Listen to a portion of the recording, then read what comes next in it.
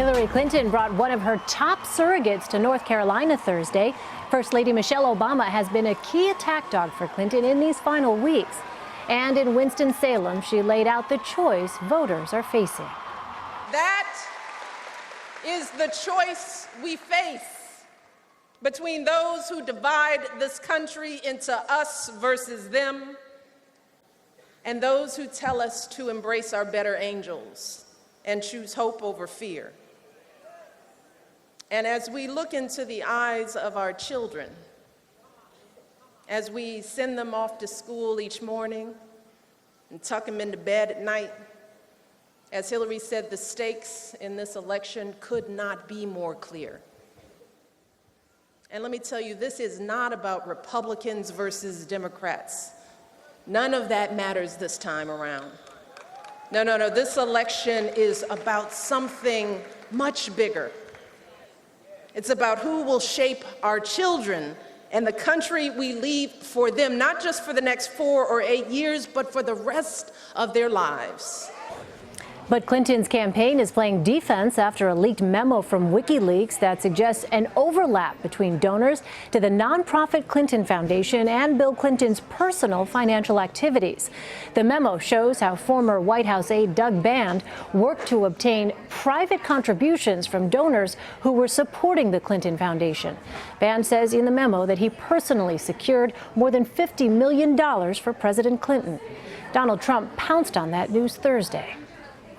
Just today, we read about Clinton confidant Doug Band bragging that he had funneled tens of millions of dollars to Bill Clinton, Inc. through the foundation donations, paid speeches, and consulting contracts. Mr. Band called the arrangement unorthodox.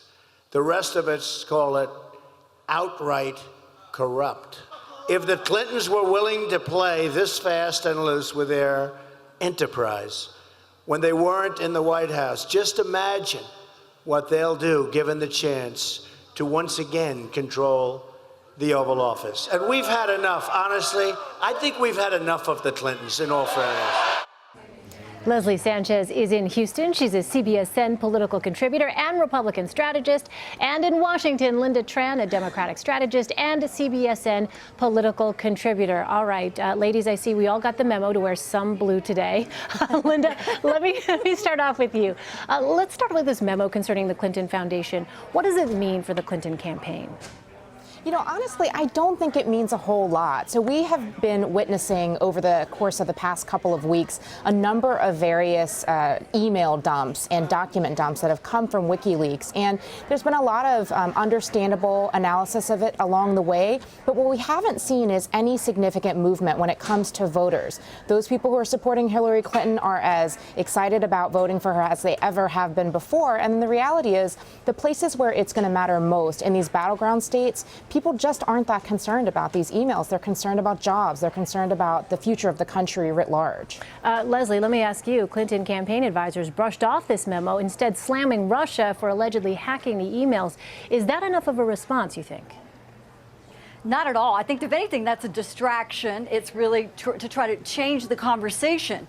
You know, it's very interesting. I'm in Texas. I heard someone describe this exact situation. It's greasy as fried lard, meaning, you know, they're not feeling very comfortable about this relationship between the Clinton Foundation and increasingly this data dump that shows that the Clintons were lining their pockets. It is where the difficulty is and where the impact can be is, again, women voters. The battle cry you're hearing on both sides is get out and vote. But these women voters who have been on the fence are increasingly concerned more so about governance. What is Hillary Clinton going to be like as president when it comes to ethics and really walking a straight line? Can you have a firewall that's strong enough?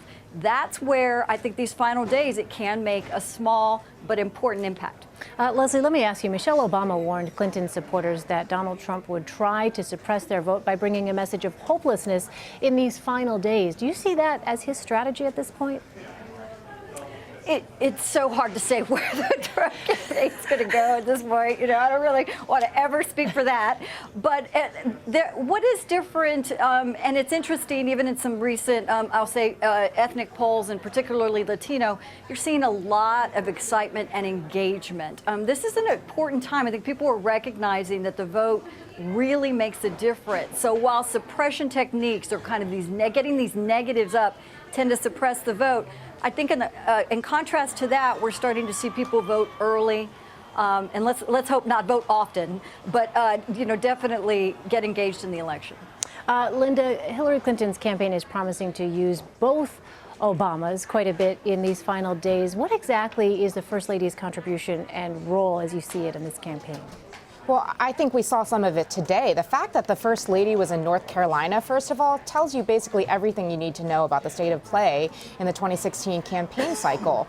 North Carolina, as folks may or may not recall, was actually in the Mitt Romney camp in 2012. It was one of the 2 states that flipped from Obama to Mitt Romney in 2012. And so the fact that North Carolina is in play is, frankly, a really big problem for Donald Trump.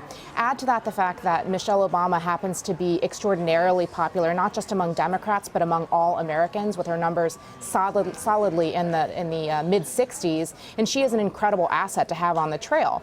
And it's not just Michelle Obama. The fact is, Hillary Clinton has, an embarrassment of riches when it comes to surrogates that are out there stumping for her, and you're just not seeing the same thing on the Trump campaign side. All right, Leslie Sanchez and Lynda Tran, whom, for the record, I did not coordinate with outfit-wise for this. Thank you, ladies, so much. Thank you.